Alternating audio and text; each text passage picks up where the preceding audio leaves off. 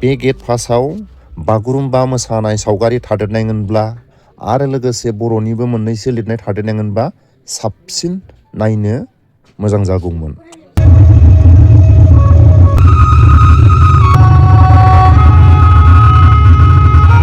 मागो दमासिनि फुंबिलि समाव दुगैस्रां लोबस्रां गोसो गोथारै बेलागुर सावो। मागो मागो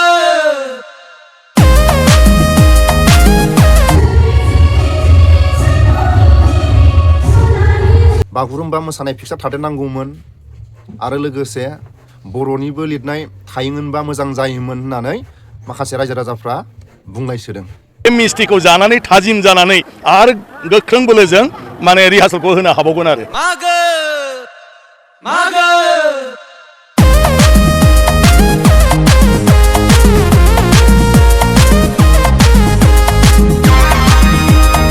माने गिदिर बाथ्रा बागुरुम्बाया हाजार बिजार बोसोर सिगांनिफ्रायनो सोलिबाय थानाय भारतनि गोजाम हारिफोरनि गेजेराव गोजाम हारिमुनि बियो मोनसे हारिमु। जुदि जों गमामायैनो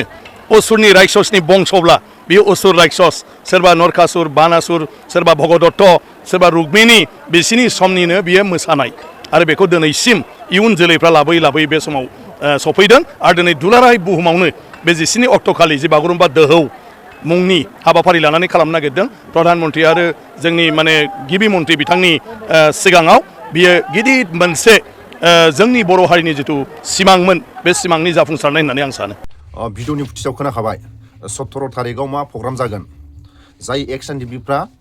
बे बागुरुम्बा मोसाखावरिफोरखौ नायनो थाखाय गुबुन गुबुन जायगानिफ्राय जायफोर गेट पासखौ लांफैनो बा लाखानानै दोननो उसुबिदा नालाय बिनि थाखायनो आङो EX NDFBफोरनि थाखाय 100टा लानानै दोनदों। आंनि मबाइल नाम्बाराव कन्टेक्ट खालायनानै खिन्थाहरनो हागोन जायफोर फैगोन 17 थारिखनि बे प्रग्रामाव। नाथाय बांसिनानो बुंदों नैबे गेट पासआव जोंनि बर'नि बागुरुम्बा मोसानाय पिक्सार थानांगौमोन आरो बर'निबो लिरनाय थायोमोनबा मोजां जागौमोन बांसिन रायजो राजाफ्रा बुंदों। दा रायजो राजाफ्रा मा सानो? नैबे गेट पासआव अबेबा साइडआव बागुरुम्बा मोसानाय पिक्सार थादेरनांगौमोन आरो लोगोसे बर'निबो लिरनाय थायोमोनबा मोजां जायोमोन होननानै माखासे रायजो राजाफ्रा बुंलायसोदों।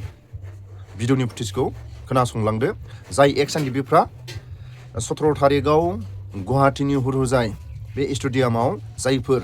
नायनो थाखाय फैगोन नोंथांमोना आंनि मबाइल नाम्बाराव कन्टेक्ट खालायनानै दिनै गाबोन एडभान्स खिथाहरोबा,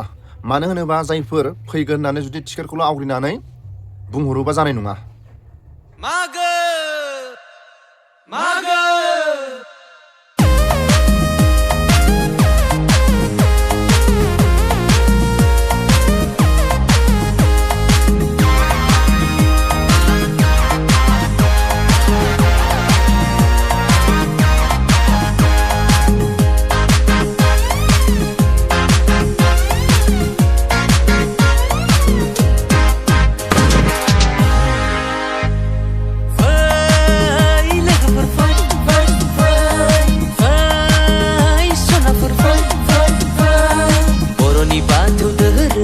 बाथि फोरबो बोसोरनि जोबथा मागो दमासिनि लावखार ओंखाम जादोनि मावनाय दांनायखौ दसे दोनथ'नानै दुखु दाहाखौ ज्राब बावगारनानै फैदो फै बयबो फै गोसो होसार होसार रंजादोनि बोसोरनि खेबसे बयबो लावखार ओंखाम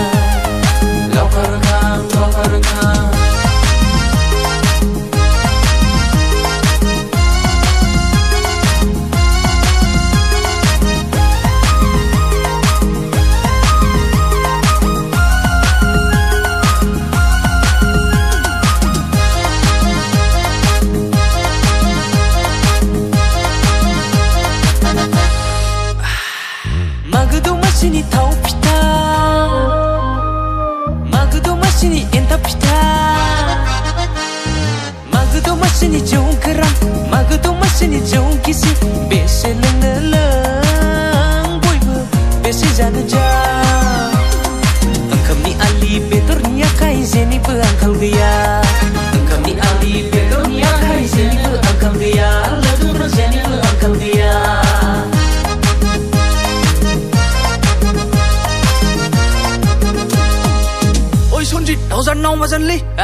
रावखौबो होलिया दा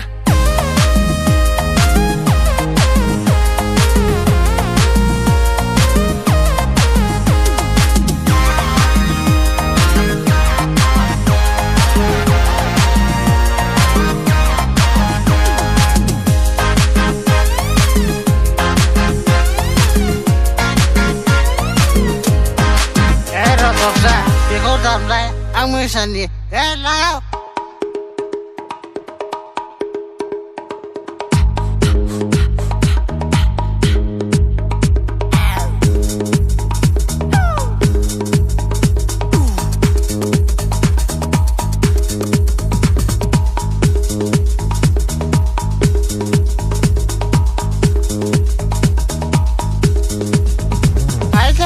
जाबालि हले चिनिबा लांगाब मागो दमासिनि अमा बेदर मागो दमासिनि दाउ बेदर मागो दमासिनि जौ गोजा मागो दमासिनि जौ गोसोम जेनिबो आंखाल गैया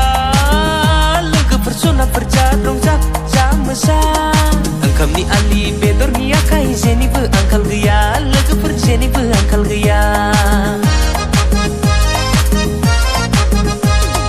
मागो दमासिनि फुंबिलि समाव दुगैस्रां लोबस्रां गोसो गोथारै बेलागुर सावो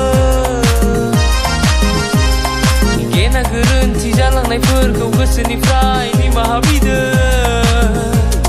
बोसोरनि जोबथा मागो दमासिखौ आलो गोजोनै बरायहरदो बयबो बोसोरनि जोबथा मागो दमासिखौ आलो गोजोनै बरायहरदो बोसोरनि जोबथा मागो दमासिखौ आलो गोजोनै बरायहरदो बयबो बोसोरनि जोबथा मागो दमासिखौ आलो गोजोनै बरायहरदो बोसोरनि जोबथा मागो दमासिखौ आलो गोजोनै बरायहरदो बयबो बोसोरनि जोबथा मागो दमासिखौ आलो गोजोनै बरायहरदो बेवहाय फैनानै गासै मोसाखावरिफोरखौ आरो जोंनि रिंगु दामसानि गासै माने सोद्रोमाफोरखौ लोगो मोनबाय जायफ्रा फोरोंबाय थादों बिथांमोनखौबो अफिसियेलखौबो खुब मोजां जाबाय रिहार्सला 19 अक्ट'खालि जों जेखौ आसा खालामदों बियो जोबोद मोजां जागोन आरो आं सानो प्रधान मन्त्रिया नरेन्द्र मदि बिथाङा जोबोद गोजोनगोन चिफ मिनिस्टार मानाव गेदेर बिथां डक्टर हिमन्त बिश्व शर्माखौ आं साबायखर बावदों गासै बर' हारिनि जानानै दा फ्राय 99% बांसिन दिनै मोजां जाबाय एसेल' दं माने लाइनखौ मिलायबाय थादों आं सानो गाबोननि गेजेरावनो गासिबो थिग थाक जाजोबगोन आरो बियो मोनसे बे मुलुगाव बयजोंबो बाख्नायजानाय बे जोंनि दिन्थिफुंनाया जागोन जों बयबो खाफाल गोनां जाय बर'फ्रा दिनै बेयाव मोसानो मोन्दों आरो जाय बर'फ्रा नायदों बे थांनानै थानायनि जि नुदों बे जोबोद माने गिदिर बाथ्रा बागुरुम्बाया हाजार बिजार बोसोर सिगांनिफ्रायनो सोलिबाय थानाय भारतनि गोजाम हारिफोरनि गेजेराव गोजाम हारिमुनि बियो मोनसे हारिमु जुदि जों गमामायैनो असुरनि रायक्षसनि बंशब्ला बियो असुर रायक्षस सोरबा नरकासुर बानासुर सोरबा भगदत्त सोरबा रुक्मिणी बिसिनि समनिनो बियो मोसानाय आरो बेखौ दिनैसिम इयुन जोलैफ्रा लाबोयै लाबोयै बे समाव सफैदों आरो दिनै दुलाराय बुहुमावनो बे 19 अक्ट'खालि जे बागुरुम्बा दोहौ मुंनि हाबाफारि लानानै खालामनो नागिरदों प्रधान मन्त्रि आरो जोंनि माने गिबि मन्त्रि बिथांनि सिगाङाव बियो गिदिर मोनसे जोंनि बर' हारिनि जिथु सिमांमोन बे सिमांनि जाफुंसारनाय होननानै आं सानो सार बियो रेकर्ड जानो थांगासिनो वर्ल्ड रेकर्ड जागोन नामा लिम्का रेकर्ड जागोन सार बिनि सायाव एसे आं सानो रेकर्ड होननानैथ' बेखौ खालामनो नागिराखै जे बागुरुम्बाया जि जोंनि भारत हादोरनि बे आसामाव थानाय बा सा सानजा भारत बा नेपालसिम बांलादेशसिम थानाय बे सुबुंफोरनि मोनसे गोजाम मोसाखावरि जोंनि बे खुगा मोसानाय फक डेन्स माने बेखौ दिनै मुलुग बिखायाव दिन्थिफुंनो नागिरदों गतिके दिन्थिनायनि उनाव बे अट'मेटिकेलि मोनसे रेकर्ड जागोन बे मोनसे जारिमिनारि जागोन दा बेखौ जुदि सोरबा गिनिज बुकनि सोरबा वर्ल्ड रेकर्डआ जुदि माजोंबा कम्पेयार खालामो डेफिनेटलि बेयाव बिदिनो ओंखारहैनोबो हागौ दा बे जाहैबाय बयनिख्रुइबो गोजामथार जोंनि मोसानाय दिनै जोंनि गासै 10,000निबो बांसिन मोसाखावरिजों लोगोसे सुबुंफ्रा बेवहाय नांथाबगासिनो दं बयबो बिराद खस्थ' खालामगासिनो दं दा बिराद देहा गुदुंनो बिराद माने गोसोखौ गाज्रि मोनो मिस्टि जानो लुबैदोंनो आं दिनैहाय माने दमासिनि बयबो सुथि लानानै थानायफोरखौबो गुवाहाटीनि बुथुमनानै लाबोजोबनानै 40,320टा खुनुरुखुम मिस्टि जगार खालामनो हाबाय बेखौ दा लाबोदों बयनोबो आं सानो बे मिस्टिखौ जानानै थाजिम जानानै आरो गोख्रों बोलोजों माने रिहार्सेलखौ होनो हाबावगोन आरो 40,320 मिस्टि मोननांगौआ जोबोद जाला खिन्थु खाफाल गोनां जों गासिबो मोसाखावरिया आरो जाय दखान बन्द'मोन न'आव थांदोंमोन सुटियाव बिसोरखौ दा लाबोहोजोबनानै दखान खुलिनानै नै दा लाबोगासिनो दं